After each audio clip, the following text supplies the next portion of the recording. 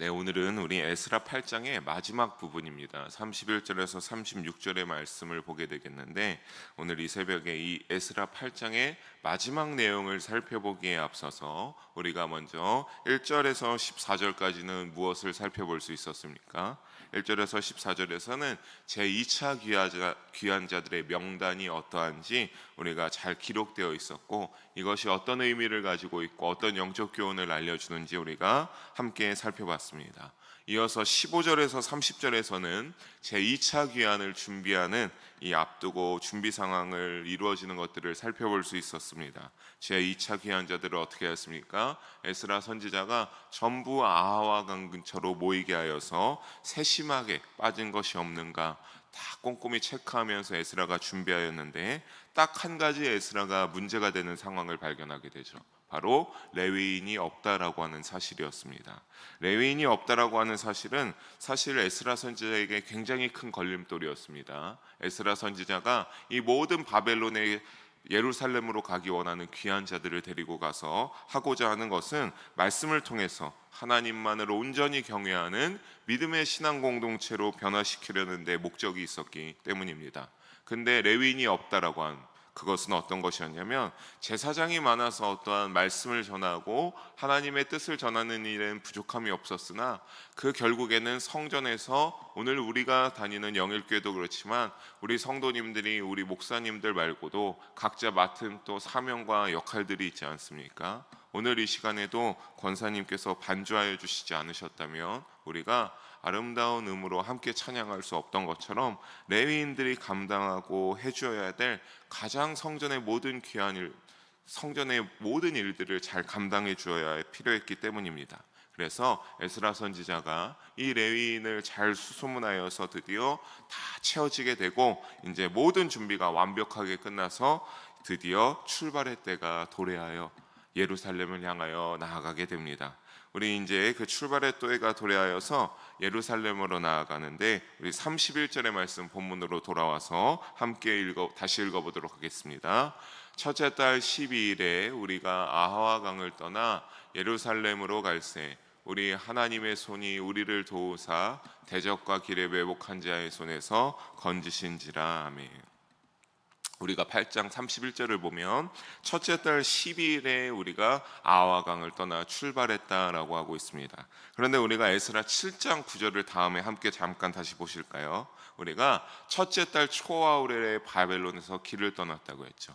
그러니까 바벨론에서 우리가 제2차 귀환을 하기 위해 출발합시다 라고 하는 날이 바로 이 첫째 달 초하루였습니다. 초하루라고 하는 것은 오늘 우리의 달력으로 치면 우리 달의 가장 첫 번째가 되는 날입니다. 그래서 우리가 이 초하루 예배, 월상 예배라고 해서 하나님 앞에 그렇게 그 시간을 구별하여 예배를 드리는 이 첫째 날에 이제 출발을 했습니다.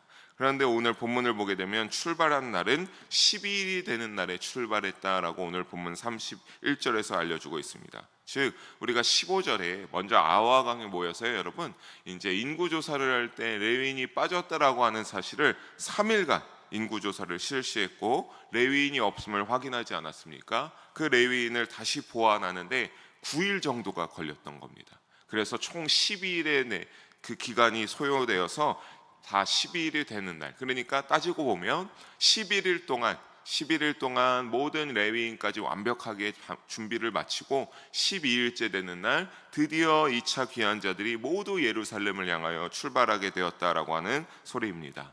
그래서 우리 31절을 이어서 보게 되면 예루살렘 여정 속에서 이 에스라 선지자의 기록에 따르면 누가 도우셨다라고 고백하고 있나요? 하나님의 손이 우리를 도우사라고 고백하고 있습니다. 그 어떤 다른 자의 손도 아니고 하나님의 손이 우리를 도우셨다. 사실 이런 것들은 에스라서에서 몇 번 보이는 고백입니다.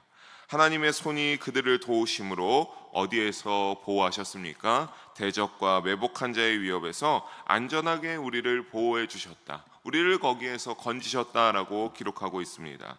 여러분, 앞선 8장 22절에서 우리는 어떠한 내용을 보았습니까? 에스라가 금식하여 우리가 누구에게만 의지하자? 하나님이 우리를 도우시기를 간절히 바라는 마음으로 우리가 금식하며 간절한 마음을 다하여 기도하며 나아가자라고 선포하는 모습을 봤습니다.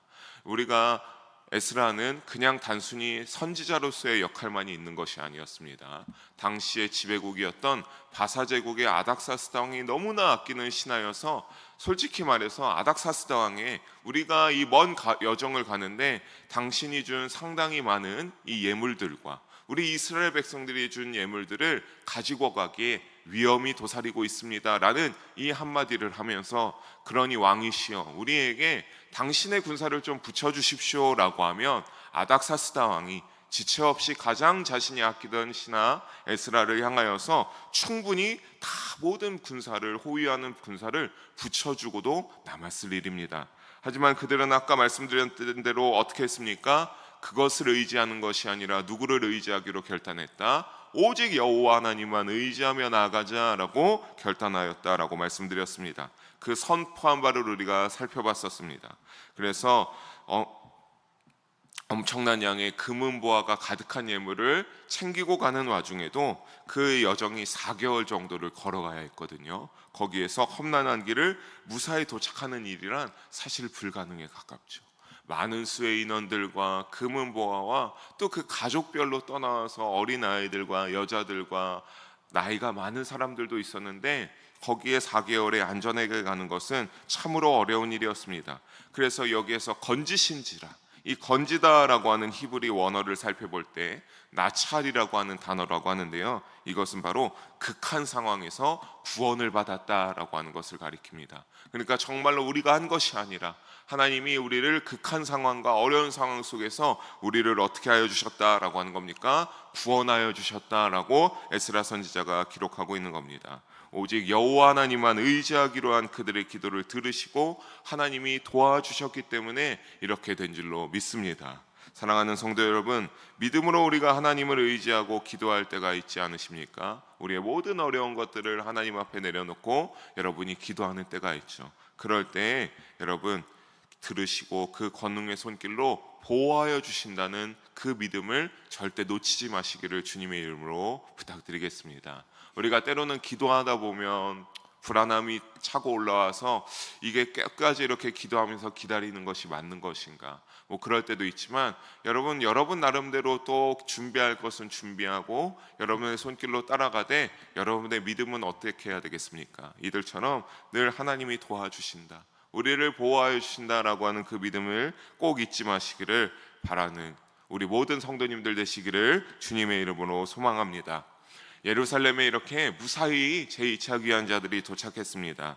그런데 32절에 보니까 어찌하였다고 나오냐면 이들이 참 먼 거리를 걸어와서 너무나 힘드니까 아무것도 안 하고 3일간 머물면서 그냥 푹 쉬었습니다. 여러분 1500km 거리를 당시에는 어떤 것도 있지 않았죠. 열심히 예물을 지고 모든 사람들이 열심히 걸어와야만 했습니다. 그러니까 얼마나 힘들었겠습니까? 예루살렘에 도착해서 그들은 여행의 피로를 풀기 위해 3일 동안 잘 쉬었습니다. 그리고 이렇게 잘 쉬고 나서 이제 그들이 어떤 일을 가장 첫 번째 한 일이었나라고 하는 것이 나오게 되는데, 무엇을 가장 첫 번째로 했는지 우리 33절과 34절에 보면 나오고 있습니다. 여러분 33절과 34절의 말씀을 우리 함께 이어서 봅니다. 33절을 먼저 보게 되면 일단 많은 재물을 가지고 오지 않았습니까? 그래서 잘 쉬고 나서 하나님의 성전에서 은과 금과 그릇을 달았다라고 하죠.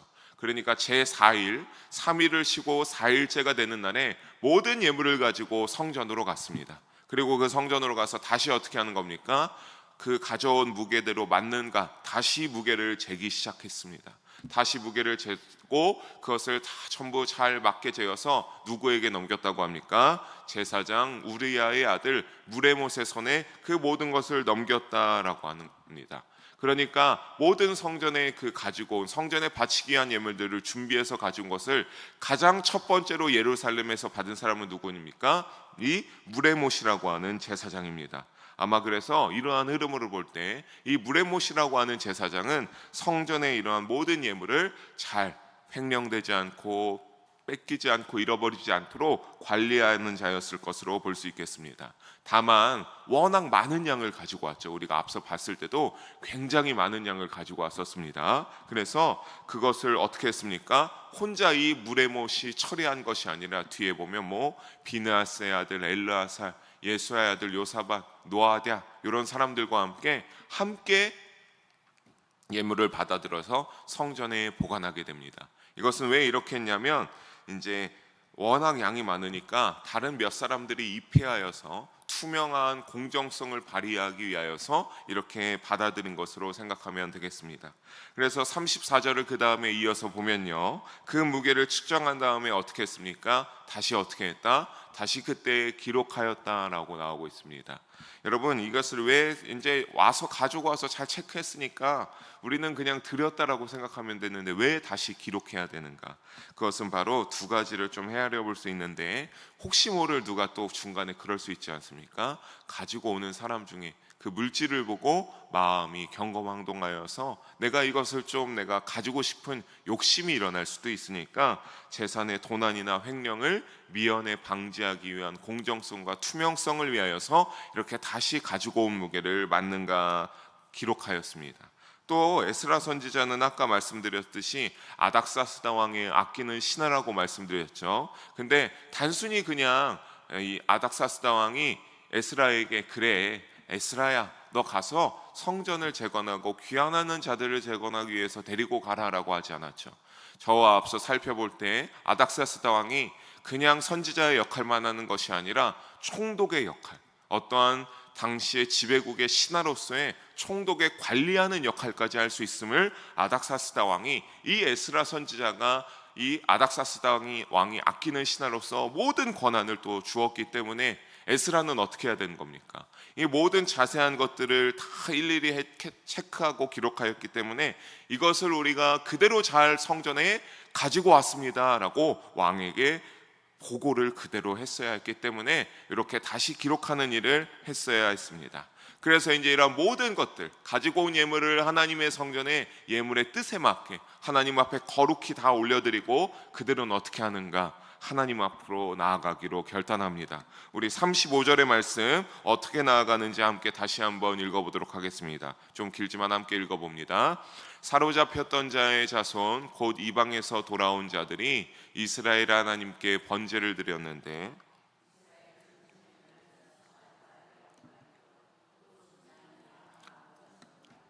어린 양이 77마리요 또 속죄제 순념소가 12마리니 모두 여호와께 드린 번제물이라. 아멘.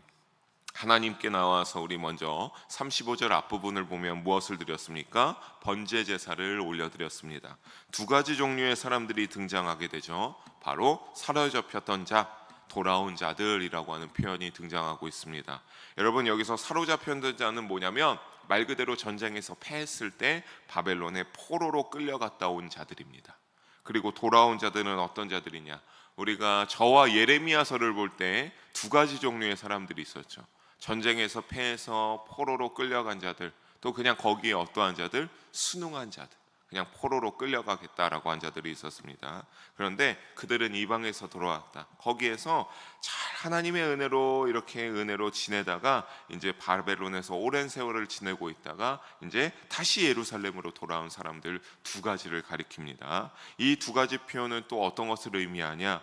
바벨론에 사로잡혀 갔던 조상들이 죄를 지어서 사로잡혀 갔던 그 죄를 다시 드러나고 기억하게 하고요, 바벨론의 포로로 끌려갔다 돌아온 자들은 하나님의 은혜로 우리가 잘 지낼 수 있었다라고 하는 것을 알려주기 위함입니다. 모든 이스라엘 백성들이 다만 돌아온 것은 아니었죠. 제1차 귀환자들과 2차 귀환자들까지 이루어지고 있는 상황이기 때문에 아직도 바벨론에 남아있는 이스라엘 백성들은 있었습니다. 그러나 오늘 본문에 보게 되면 이들은 어떻게 하고 있습니다. 이스라엘 모두를 위하여 하나님께 제사를 자신들이 대표하여서 올려드린다라고 하고 있습니다. 그래서 보게 되면 예물들 중에 수송아지 12마리가 나오죠. 이것은 예루살렘, 이스라엘의 12지파를 의미합니다. 그러니까 이스라엘의 모든 지파를 위하여서 하나님께 우리가 대신 제사를 올려드립니다라고 하는 것으로 볼 수가 있는데, 이것은 무엇이냐? 이들이 자신들의 사명을 잘 인식하고 있다라고 생각하시면 되겠습니다. 어떠한 사명이냐? 모든 이스라엘들이 결국에는 어디로 돌아와야 한다? 하나님과 약속한 땅, 이 예루살렘에 돌아와서 하나님의 에게 은혜로 나아가고 자신들의 사명을 기억하면서 하나님과 언약을 지켜가는 믿음의 공동체로 살아가야 된다. 라고 하는 그 인식을 잘 하고 있었음을 알 수 있습니다. 또 다음 절을 보게 35절 후반절을 보게 되면요, 속죄제도 올려드렸는데 여기 역시 수염소 12마리도 수송아지 똑같이와 함께 누구를 표현하는 겁니까? 이스라엘 모든 12지파를 표현하고 있는 겁니다. 즉 이스라엘의 모든 죄, 하나님에게 불순종하여서 바벨론에 끌려갈 수밖에 없었던 그 죄악들을 속죄하면서 번제와 속죄제를 함께 하나님 앞에 올려드렸습니다. 이 번제와 속죄제를 드림을 이제 어떻게 하는 겁니까? 이들이 결단하는 겁니다. 하나님, 우리가 예루살렘에 무사히 도착해서 이제는 어떻게 살아가겠다? 하나님만을 오직 순종하는 하나님의 언약된 백성으로 살아가겠다라고 결심하였다라고 하는 겁니다. 사랑하는 성도 여러분, 이들의 이러한 결심을 우리도 본받으시기를 주님의 이름으로 축복합니다. 또 이들이 그냥 단순히 자신들이 하나님 감사합니다 제사를 드리며 예배를 드려도 괜찮을 건데, 다른 이스라엘 백성들 모두까지를 위하여서 그들이 다시 하나님의 공동체로 돌아와서 예루살렘에서 하나님의 언약한 이 땅에서 함께 지내기를 원한다라고 하는 이 고백처럼, 여러분 주위에 아직 하나님을 모르는 영혼이 있다라고 한다면 그들이 다시 하나님께로 돌아오기 위하여서 이렇게 예배 가운데 하나님 앞에 간절한 마음을 다하고 기도할 수 있는 우리의 사명을 잊지 마시기를 부탁드리겠습니다. 그리하여서 우리가 모두 죄를 발견하면 회개하고, 또 아직 그렇지 못한 자들의 영혼을 하나님께로 다시 인도할 수 있는 사명을 감당하는 자들이 되어서 주님의 눈길에 합한 온전한 믿음을 유지하시는 우리 모두가 되기를 주님의 이름으로 소망하고 축복합니다. 우리 마지막 36절을 함께 읽어보도록 하겠습니다. 무리가 또 왕의 조서를 왕의 총독들과 유브라데강 건너편 총독들에게 넘겨주매 그들이 백성과 하나님의 성전을 도왔느니라. 아멘. 에스라가 오자마자 그러니까 어떤 겁니까? 여기에서 인상적인 것은 이 행정적인 조치를 먼저 할 수도 있으나 하나님 앞에 관련된 모든 제사장으로서의 하나님의 최우선을 여기며 그 모든 일을 감당하고 그 다음에 어떻게 하였다라고 하는 겁니까? 이 행정적인 조치를 감당하고 있다라고 하는 소리입니다. 그래서 왕에게 받은 조서를 거기에 있던 당시의 총독들과 강 건너편 총독들에게 모두 보여줬습니다. 이 사람들은 왕의 아닥사스다 왕의 신하들이겠죠. 그래서 이 조서는 7장에서 살펴보았던 잘 협조해야 된다, 이들이 성전을 짓는데 방해하지 말라라고 하는 그 내용들의 일련의 내용들의 조서였을 겁니다.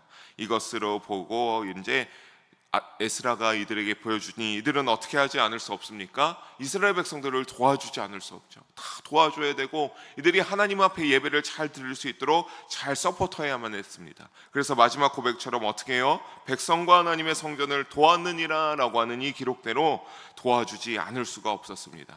특히 도왔느니라에 해당하는 히브리 원어는 니세라고 하는데요, 적극적으로 지지한다라고 하는 뜻을 가지고 있습니다. 즉 이스라엘 백성들의 귀환한 그 1차 귀환자들과 2차 귀환자들의 모든 편의를 봐주면서 전부 이러한 것들을 협조하고 도와줬음을 알 수 있었습니다.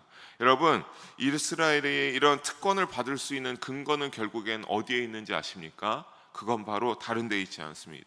그들이 오직 많은 예물을 가지고 와서냐, 그런 것도 아니고 오직 그들이 어떻게 해요? 믿음으로 하나님을 전적으로 의지하였기 때문입니다. 오직 믿음으로 누릴 수 있는 특권을 또 우리도 누릴 수 있지 않습니까? 여러분이 기도할 수 있는 것, 그 기도하는 가운데 여러분의 문제가 해결될 수 있는 건 여러분의 특권입니다. 근데 여러분, 기도하지 않고 하나님 앞에 믿음으로 나아가지 않으면 이 특권을 누릴 수가 없죠. 사랑하는 성도 여러분, 하나님 앞에 모든 문제들 가운데 내 힘으로 어떻게 하려고, 내 힘으로 내 때에 안 되면 흥분하고 하나님을 원망하고 불편하는 것이 아니라 하나님께 여러분 이 특권을 누리면서 기도하고 하나님의 놀라운 권능의 손길을 체험할 수 있기를 주님의 이름으로 소망합니다.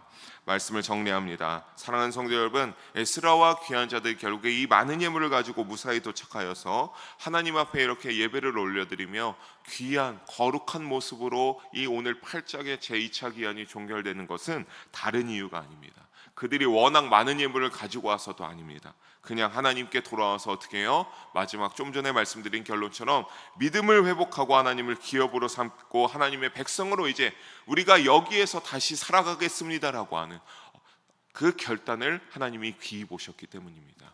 여러분들 종종 말씀드렸죠. 아직 돌아오지 않은 이스라엘 백성들을 왜 못 돌아온다고 했습니까? 거기에서 70년간 포로로 살면서 모든 터전이 준비되고 거기서 먹을 것들이 다 준비되어 있었기 때문에 그런 겁니다. 하지만 이 백성들, 지금 돌아온 2차 귀환자들까지는 그러지 않죠.